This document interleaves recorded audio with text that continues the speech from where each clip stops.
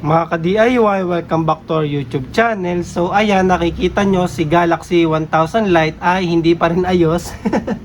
Wala pa po kasing dumarating na capacitor. Hello, Kaya mga ka-DIY, subscribe! ayan ha, subscribe daw kayo. Konti na lang, 100,000 subscribers na tayo mga ka-DIY. At baka hindi ka pa nagdo-join sa ating giveaway, mamimigay tayo ng ating auto power bank 60,000 mAh at saka inverter. Ito pala yung inverter na ipapamigay natin ay ito, yung isang 400 watts dito mga ka-DIY. Yung ni-review natin dati. So 400 watts to na modified sine wave, ipapamigay din natin to mga ka-DIY. At saka sa video na to, comment ka din kasi bibigyan ko rin kayo ng power bank. So yung mga power bank na hindi pa nakiklaim, ipamigay natin dito. O, dalawang winners ng power bank. So ayun, balik tayo sa video natin mga ka-DIY. Hindi ko pa rin siya nagagawa. Ngayon, may nagtanong pala mga ka-DIY, magkano ba yung magagastos natin kung si Galaxy 1000 Lite ay i-DIY natin kagaya nito? Itong ating DIY power station na to mga ka-DIY. Kasi halos parehas naman sila ng function di ba? Wala lang tong solar charging.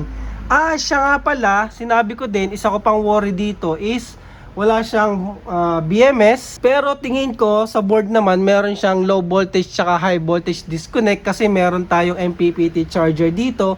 At yung sa low voltage disconnect, meron naman tayo sa inverter nun mga ka-DIY. So isang problema na lang dito ay yung balancing kasi naka 2S tayo, akala ko kasi 1P. So nung chine-check ko to, wala akong makitang balancer dito, no? Pero bihira naman talaga ma-off balance yan lalo kapag parehas yung manufacturer, sabay yung production, bihirang-bihirang ma-off balance yan mga ka-DIY. Pero sa pag-check ko nitong bahay niya, ito yung case niyan mga ka-DIY, di ba? So dito banda, so nakita ko meron naman pala siyang active balancer, ayan no. Itong board na to ay 2S active balancer. So ibabalance niya yung dalawang cell natin na 314. Pero maliit lang to mga ka-DIY ha. Nasa 1.2 to 1.3 amps lang. Kasi nga hindi naman ganun kalaki mangyayari yung off balancing niyan mga ka-DIY. So ayun lang, shinare ko lang, meron pala siyang active balancer. So balik tayo sa video.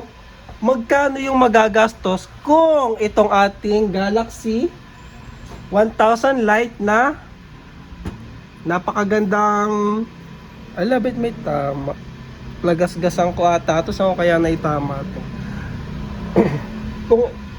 kung i-DIY natin siya mga ka-DIY, magkano ba aabutin kung ganito siya, ganito yung kakalabasan niya. So tara, dito tayo sa Shopee, pag-usapan natin mga ka-DIY para may idea kayo tsaka bakit sinasabi ko na napakasulit na talaga nung presyo ni Auto Project para dito kay Galaxy. So i-focus ko lang. So ayan, pag-usapan natin sa Shopee mga ka-DIY, unang-una syempre kailangan natin ng battery na same capacity halos. So ang kakailanganin natin ay DIY, subscribe! ayun no. So kakailanganin natin ay at least 150 Ah apat kasi nga meron tayo ditong 600 amp hour, dalawang 314. So ito na yung pinakamalapit na battery na kakailanganin natin kung i-DIY natin siya. So 150 Can I have KitKat? 150 times 12.8. What can I eat? So ayan, 1,920 watt hour. So malapit na dun sa 2,000 watt hour na battery capacity ni Galaxy 1000 Lite. Ngayon, after battery, syempre kailangan natin ng MPPT charge controller. So ito na yung MPPT charge controller na pinakamalapit dun sa kailangan natin mga ka-DIY. Kasi si Galaxy Lite ay merong 600 watts na MPPT charge controller. Itong si POWMR ay meron namang 550 watts. Ito, ayan.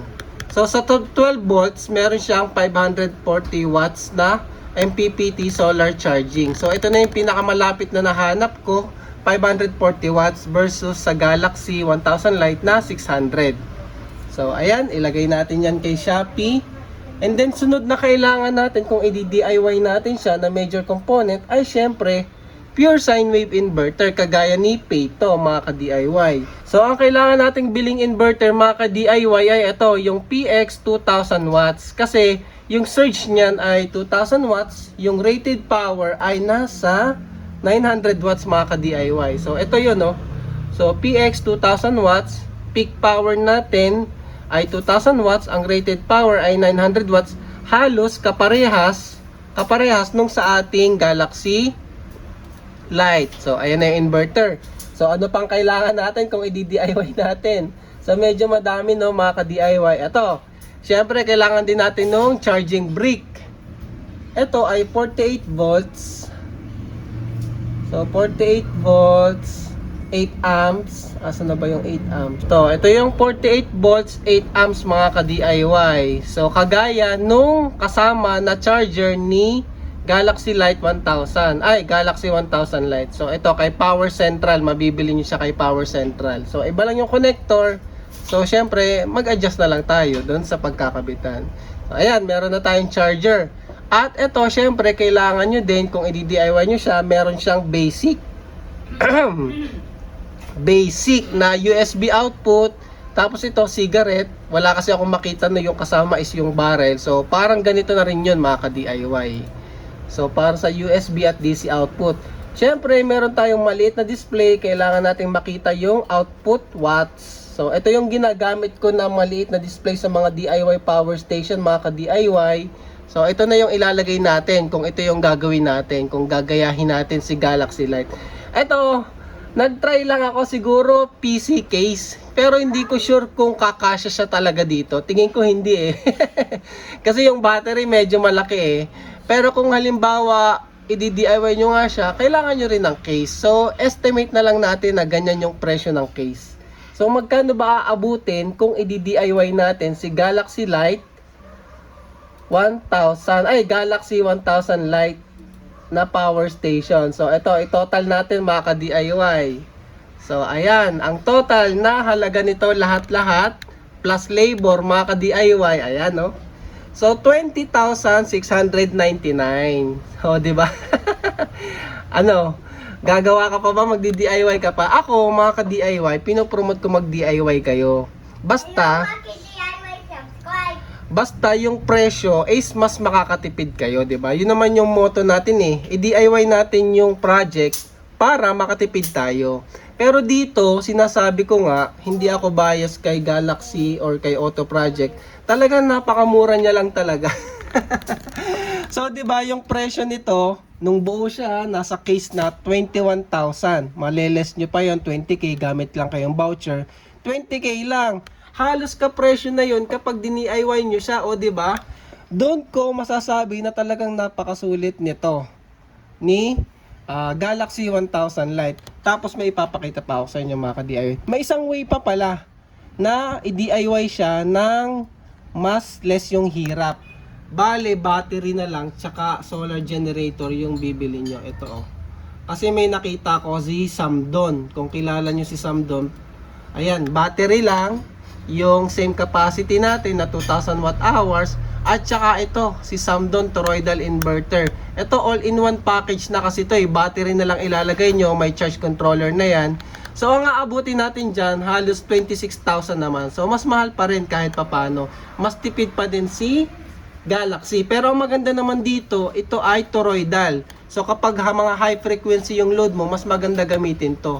Kasi ito, low frequency lang to mga ka-DIY. Para sa mga electronics na load to, heating device. Pero kapag yung mga demotor na malalaki, kailangan toroidal talaga yung gagamitin nyo dyan, yung mga low frequency. O, diba? So, ayun. So, kung i-DIY nyo siya, yan yung mga way para i-DIY siya, mga ka-DIY. So, sana nag-gets nyo yung point ko bakit sa mga nagtatanong sa akin, ano ba yung best power station na pwede nyong backup sa bahay or sa camping or sa camper van. Ito na talaga si Galaxy 1000 Lite. So far, yung pinaka the best na nakita ko na bang for the, bang for the buck ba yung doon? Expression, no, di ba? Napakasulit niya talaga sa presyo niya, ha? Mga ka-DIY. Kasi tingnan nyo to. Ipapakita ko rin to, ha, para may idea kayo. Ayan, sabihin ko na yung mga brand. Kay Blue Yeti, tsaka kay Pectron, nag-check ako. Ito si Pectron. Same battery capacity, 2,000 watt hours. Tingnan nyo yung presyo. 56,000. Given naman na mas mataas yung inverter niyan, tsaka mas mataas yung charging. Ang hinahabol ko lang yung battery capacity na same. Yan yung presyo. Pero syempre, mas mataas nga yung inverter niyan, charger, tsaka solar, 'di ba? Hindi naman apple to apple. Ang inano ko lang, naghanap ako ng power station na may same battery capacity. So, ganyan yung presyohan niya. Ito, kay Blue Yeti, same battery capacity, 2,000 watt hours din. Ayan, oh. Tingnan nyo yung presyo nito, 2,000 watt hours, 76K, given din na mas mataas yung mga inverter nito, mga ka-DIY, kasi 2,400, pati yung charging nito mabilis. So, kinumpare lang natin dito is yung battery capacity at saka yung presyo niya. Tapos ito, ang kulit talaga ni Shopee, oh, mga tugtog na yan. So, ito naman, si Blue Yeti AC70, same inverter, halos same din yung solar charging nito. Alam ko nasa 500 watts yung solar charging nito, mga ka-DIY. Pero yung AC charger nito mabilis. So doble, ayun tama, 500 watts nga yung solar charging nito. Pero yung presyohan nito, mga ka-DIY, oh, 60,000. Ah, di ba? Nagigets nyo ba yung point ko? Sana magets nyo, no? So, ayun lang naman para sa video na to. Comment na lang kayo para manalo kayo ng power bank. Ang point lang naman nito is napakasulit talaga ni Galaxy 1000 Lite. Pwede nyo naman siyang i-DIY, kaso nga wala kang matitipid. Halos pareho lang yung presyo, kaya hindi ko na to i-DIY, mga ka-DIY. Pwede, repair. Pwede tong dagdagan ng battery, mga ka-DIY. 'Di ba may dalawang charging input siya, ganyan. Yung isa PB, yung isa is yung AC charger, which is nakaparallel lang. Sabi ko nga, wala naman talagang silbi. Pwede nyo tong putulin. Tapos yung isa, erekta nyo dito sa battery. Pwede na kayo magdugtong ng dalawa pang 314. Isasaksak nyo lang dun sa likod, mga ka-DIY. Basta ito, dito nyo na irerekta. So, pwede yan, mga ka-DIY. So, siguro gawan natin ng video, kaso wala pa akong budget pambili ng battery nito. 314 AH. Dapat halos same, ha. Ito nga pala, BYD daw gumawa ng battery na to, sabi dun sa specs sa Shopee. So, di natin sure. Pero mukhang maganda naman. So, ayun lang, mga ka-DIY. Salamat and thank you for watching. Ayun, ha. So, baka i-bash nyo na naman ako. Kasi yung DIY Pinoy yung channel natin. Tapos nagpo-promote ako ng hindi DIY. So, ito po yung dahilan. Ayoko lang kayo mahirapan. Ito lang yung pinaka-easiest way kasi. So, check nyo na lang. Pwede naman i-DIY. Pinakita ko naman kung paano siya i-DIY tsaka yung presyo. So, ayan. Wala lang kayong matitipid pag DIY. Mapapamahal pa minsan. Pero sa ibang project, kapag pwedeng i-DIY, i-DIY natin. Basta ang goal natin, makatipid. Kasi wala tayong budget. Tsaka para matuto tayo, mga ka-DIY. So, ayun.